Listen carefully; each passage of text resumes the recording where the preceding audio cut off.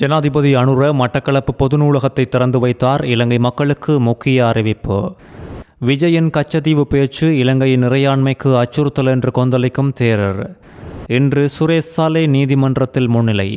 நாட்டில் பரபரப்பை ஏற்படுத்திய காலியில் நடந்த துப்பாக்கி சூட்டு சம்பவத்தில் புதிய திருப்பம். போலீசாரின் அதிரடியில் தமிழர் பகுதியில் வசமாக சிக்கிய பெண் வீட்டுக்குள் காத்திருந்த அதிர்ச்சி.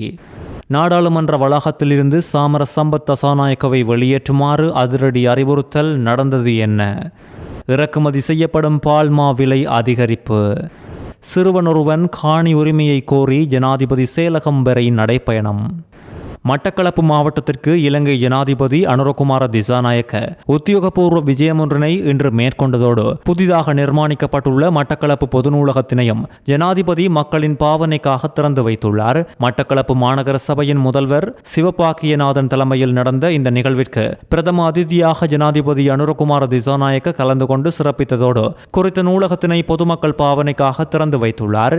மட்டக்களப்பு மாநகர சபையின் பராமரிப்பின் கீழ் உள்ள குறித்த பொது வாசிக சாலையானது மத்திய அரசு மற்றும் மாகாண அரசு ஆகியவற்றின் நிதி ஒதுக்கீட்டில் நிர்மாணிக்கப்பட்ட நவீன வசதிகளை உள்ளடக்கிய 3 மாடி வாசிக சாலை என்பதோடு நிகழ்வில் கிழக்கு மாகாண ஆளுநர் பேராசிரியர் ஜெயந்தலால் ரத்னசேகர, அமைச்சரும் மாவட்ட ஒருங்கிணைப்பு குழு தலைவருமான சுனில் ஹந்துனத்தி, பொதுமக்கள் பாதுகாப்பு அமைச்சர் ஆனந்த விஜயபால, பாராளுமன்ற உறுப்பினர்களான ரா சாணக்கியன், ஸ்ரீநேசன், முன்னாள் பாராளுமன்ற உறுப்பினர் சுமந்திரன், போலீஸ் மா அதிபர் உள்ளிட்ட மேலும் பல உயரதிகாரிகளும் அரசியல் பிரதிநிதிகளும் கலந்து கொண்டுள்ளனர். நிகழ்வின் இறுதியில் மாநகர முதல்வரின் ஜனாதிபதி அனுரகுமார திசாநாயக்க அவர்கள் பொன்னாடை போர்த்து கௌரவிக்கப்பட்டதோடு ஜனாதிபதி அனுரவின் கைகளால் வாசிக சாலை வளாகத்தில் பயன் தரும் மரக்கன்று ஒன்று நட்டு வைக்கப்பட்டமையும் குறிப்பிட வேண்டியது. மட்டக்களப்பில் பேசிய ஜனாதிபதி அனுர குறுகிய காலத்திற்கு எரிபொருள் பயன்பாட்டை மட்டுப்படுத்த வேண்டும், இறக்குமதி செலவினத்தையும் குறைப்பதற்கு நடவடிக்கை எடுக்க வேண்டும் என்றும் டொலர் தட்டுப்பாடு ஏற்படாமல் இருக்க சகல பிரஜைகளும் ஒத்துழைப்பை வழங்க வேண்டும் என கோருவதாக இங்கு குறிப்பிட்டுள்ளார். கடந்த காலத்தைப் போல இலங்கை மீண்டும் ஒரு போதும் ஒரு பொருளாதார நெருக்கடி நிலைமைக்கு தள்ளப்படுவதற்கு நாங்கள் ஒருபோதும் இடமளிக்கப் போவதில்லை என்றும் ஜனாதிபதி அனுர உறுதியளித்துள்ளதோடு இலங்கை ரூபாவுக்கு நிகராக அமெரிக்க டாலர் அதிகரித்துள்ளமையினால் எமது பொருளாதாரத்தில் பாரிய தாக்கம் ஏற்பட்டுள்ளது. ரூபாவின் இந்த வீழ்ச்சி காரணமாக எரிபொருளுக்கான ஒதுக்கமும் பாரிய அதிகரிப்பை பதிவு செய்துள்ளது என்றும் எரிபொருள் இறக்குமதிக்காக கடந்த பிப்ரவரி மாதம் 98 மில்லியன் அமெரிக்க டாலர் செலவு உண்டாகியதாக சுட்டிக்காட்டிய அனுர மாதம் ஒன்றுக்கான எரிபொருள் இறக்குமதி செலவினம் 500 மில்லியன் அமெரிக்க டாலரால் அதிகரித்துள்ளது என்றும் இது எமது ரூபாவின் வீழ்ச்சியையும் டொலருக்கான கேள்வியையும் ஏற்படுத்தியுள்ளதாகவும் சுட்டிக்காட்டியுள்ளார். கைதாகியிருக்கும் அரச புலனாய்வு பிரிவின் முன்னாள் பணிப்பாளர் சுரேஷ் சாலே கோட்டை நீதவான் நீதிமன்றத்தில் முன்னிலைப்படுத்தப்பட்டுள்ளார். தடுப்பு காவல் உத்தரவின் கீழ் வைக்கப்பட்டுள்ள நிலையிலேயே அவர் நீதிமன்றத்தில் இன்று முன்னிலைப்படுத்தப்பட்டுள்ளதோடு இது குறித்த மேலதிக தகவல்களை எமது அடுத்த பிரதான செய்தியில் எதிர்பார்க்கலாம். 33 லிட்டர் கசிப்புடன் சம்மாந்துறையில் கைதான பெண் சந்தேக நபரிடம் விசாரணைகள் முன்னெடுக்கப்பட்டு வருகின்றதோடு அம்பாறை மாவட்டம் சம்மாந்துறை புறநகர் பகுதியான வீரமுனை 3 பகுதியில் நேற்று நடந்த திடீர் சோதனை நடவடிக்கையில் தன் வசம் வைத்திருந்த 33,000 மில்லி லிட்டர் கசிப்போடு 40 வயதுடைய பெண் கைது செய்யப்பட்டுள்ளார். கிடைக்கப்பட்ட ரகசிய தகவலின் அடிப்படையில் சம்மாந்துறை ஊழல் ஒழிப்பு பிரிவு பொறுப்பதிகாரி தலைமையிலான குழு வீட்டில் 22 போத்தல்களில் சூட்சுமமாக அடைத்து வைக்கப்பட்ட நிலையில் விற்பனைக்காக வைக்கப்பட்ட கசிப்பினை மீட்டுள்ளதோடு 25 வயது மதிக்கத்தக்க மலையடி கிராமத்தை சேர்ந்த சந்தேக நபர் 10 மில்லி கிராம் ஐஸ் போதைப் பொருளை தம் வசம் வைத்திருந்த நிலையில் கைதாகியுள்ளார். குற்றச்சாட்டோடு தொடர்புடைய குறித்த சந்தேக நபர் தொடர்பிலும் மேலதிக விசாரணைகளை போலீசார் முன்னெடுத்துள்ளதோடு இதையும் தாண்டி கேரள கஞ்சாவினை உடைமையில் வைத்திருந்த மருதமுனை பகுதியை சேர்ந்த 30 வயது மதிக்கத்தக்க சந்தேக நபர் கைதாகியுள்ளார். இந்த சந்தேக நபர் குறித்தும் மேலதிக விசாரணைகளுக்காக சம்பந்தப்பட்ட அதிகாரிகளிடம் ஒப்படைக்கப்பட்டுள்ளதோடு மேல் குறிப்பிட்ட 3 சந்தேக நபர்களுக்கு எதிராக சட்ட நடவடிக்கைகள் தொடர்ந்து முன்னெடுக்கப்பட்டு வருகின்றது.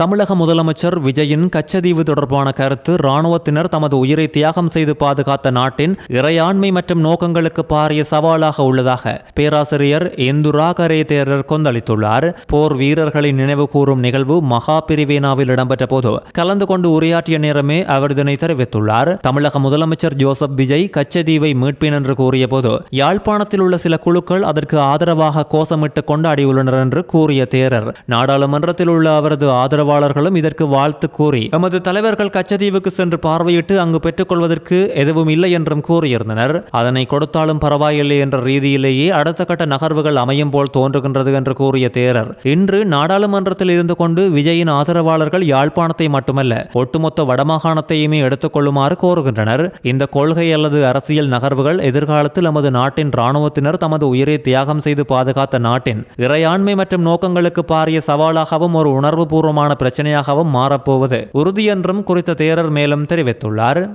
காலி காவல்துறை பிரிவுக்குட்பட்ட பகுதியில் சிற்றூந்தில் வந்த நபரொருவர் மீது துப்பாக்கி பிரயோகம் நடத்திய சம்பவத்துக்கு உடந்தையாக இருந்த குற்றச்சாட்டில் 2 பேரை காலி மாவட்ட குற்றப்புலனாய்வு பிரிவினர் சுற்றி வளைத்து கைது செய்துள்ளனர். கடந்த மே 12ஆம் தேதி சிற்றூந்தில் ஆயுதங்களோடு வந்த குழு ஒன்று குறித்த துப்பாக்கி சூட்டு சம்பவத்தை நடத்தியிருந்ததோடு இது குறித்து காலி மாவட்ட குற்றப்புலனாய்வு பிரிவினர் விரிவான விசாரணைகளை முன்னெடுத்த நிலையில் விசாரணைகளின் அடிப்படையில் காவல்துறை அதிகாரிகளுக்கு வந்த ரகசிய தகவலுக்கமைய நேற்று குறித்த குற்றத்தை செய்ய உடந்தையாக இருந்த 2 சந்தேக நபர்களை காவல்துறையினர் அதிரடியாக கைது செய்துள்ளனர். வராபொல்ல மற்றும் மல்கடுவாவ பிரதேசங்களைச் சேர்ந்த 37 மற்றும் 46 வயதுடையவர்களே கைதாகியவர்கள் என அடையாளம் காணப்பட்டுள்ளதோடு சம்பவத்தோடு தொடர்புடைய முக்கிய சந்தேக நபர்கள் மற்றும் குற்றத்திற்காக பயன்படுத்தப்பட்ட துப்பாக்கிகளை கண்டறிவதற்காக காலி மாவட்ட குற்றப்புலனாய்வு பிரிவினர் மேலதிக விசாரணைகளை மேற்கொண்டு வருவதாக காவல்துறை தெரிவித்துள்ளது. தொடர்ந்து சபை நடவடிக்கைகளுக்கு இடையூறு ஏற்படுத்தியதாக கூறி எதிர்க்கட்சி நாடாளுமன்ற உறுப்பினர் சாமர சம்பத் தசாநாயக்கவை சபையில் இருந்து வெளியேற்றுமாறு சபாநாயகர் அதிரடி உத்தரவை பிறப்பித்துள்ளார். நாடாளுமன்ற அமர்விலே சபாநாயகர் ஜெகத் விக்ரமரத்ன இவ்வாறு உத்தரவிட்டுள்ளதோடு இன்றைய நாடாளுமன்ற அமர்வின் போது உரையாற்றிய நாடாளுமன்ற உறுப்பினர் சாமர சம்பத் தசாநாயக்க தன்னுடைய வழக்கு விசாரணை ஒன்றின் நீதிமன்ற தீர்ப்பு தொடர்பில் கருத்து வெளியிட்டார். ஆனாலும் நீதிமன்ற தீர்ப்பை சவாலுக்கு உட்படுத்த முடியாது என்று சபாநாயகர் தொடர்ந்தும் எச்சரித்த நிலையில் அதைத் தொடர்ந்து சபை முதல்வர் விமல் ரத்நாயக்கவும் நீதிமன்ற தீர்ப்பு தொடர்பில் வழக்கின் சந்தேக நபரான ஒருவர் கருத்து தெரிவிப்பது தவறானது என்று தெரிவித்துள்ளார். இப்படி சொல்லியும் இதனை பொருட்படுத்தாத நாடாளுமன்ற உறுப்பினர் சாமர சம்பத் தசாநாயக்க தொடர்ந்து சபையில் கூச்சலிட்டதை அடுத்தே அவரை சபையில் இருந்து வெளியேற்றுமாறு சபாநாயகர் ஜெகத் விக்ரமரத்ன உத்தரவிட்டுள்ளார். இலங்கையில் பால்மா இறக்குமதியாளர்கள் சற்று முன் இறக்குமதி செய்யப்படும் பால்மாவின் விலை அதிகரிக்கப்பட உள்ளதாக கூறியுள்ளனர். அதன்படி புதிய கையிருப்புகள் சந்தைக்கு வரும்போது 400 கிராம் பால்மா பாக்கெட்டின் விலை 50 ரூபாவாலும் 1 கிலோகிராம் பால்மா பாக்கெட்டின் விலை 125 ரூபாவாலும் அதிகரிக்கப்பட உள்ளது. ஆப்பிரிக்க நாடுகளில் எபோலா வைரஸ் பாதிப்புகள் பதிவாகி வரும் நிலையில் இலங்கையில் உடனடியாக எபோலா பரவும் அபாயம் இல்லை என மருத்துவ மற்றும் சிவில் உரிமைகளுக்கான மருத்துவர் சம்மேளனத்தின் தலைவர் விசேட வைத்திய நிபுணர் சமல் சஞ்சீவ குறிப்பிட்டுள்ளார். சர்வதேச ரீதியாக 246 சந்தேகத்திற்கிடமான தொற்றுகளும் 65 உயிரிழப்புகளும் பதிவாகியுள்ள போதிலும் நிலைமை உலக சுகாதார அமைப்பின் கட்டுப்பாட்டில் உள்ளதால் பிற நாடுகளுக்கு பரவும் வாய்ப்பு குறைவு என அவர் வெளிப்படுத்தியுள்ளார். ஆப்பிரிக்க நாடுகளில் இருந்து வருகை தருவோர் உடல்நல குறைவு ஏற்பட்டால் உடனடியாக அருகிலுள்ள அரசு மருத்துவமனையோ அல்லது தகுதியுள்ள மருத்துவரையோ அணுகுமாறு அறிவுறுத்தப்பட்டுள்ளதோடு நோய் பரவலை தடுக்க விமான நிலையங்களில் பரிசோதனைகளை பலப்படுத்துமாறு சுகாதார அதிகாரிகளை வலியுறுத்தியுள்ளார். சரியான முன்னெச்சரிக்கை நடவடிக்கைகளை பின்பற்றுவதன் மூலம் இலங்கையில் இந்த பாதிப்பை தவிர்க்க முடியும் என்று அவர் மேலும் குறிப்பிட்டுள்ளார். இலங்கையில் 7 வயதுடைய பாடசாலை மாணவன் இன்று மலேக மக்களுக்கு காணி உரிமையை பெற்றுத்தருமாறு வலியுறுத்தி தலவாக்கலை நகரிலிருந்து கொழும்பில் உள்ள ஜனாதிபதி செயலகம் நோக்கி நடைபயணம் ஒன்றை ஆரம்பித்து பலரது கவனத்தையும் திசை திருப்பியுள்ளார். பிரேம்ராஜ் கார்கி என்ற இந்த சிறுவன் லிந்துலை இந்தன்ஹோல் தோட்டத்தை சேர்ந்தவர் என்றும் இவர் லிந்துலை சரஸ்வதி வித்தியாலயத்தில் கல்வி கற்று வருவதாகவும் தெரிய வந்துள்ளது.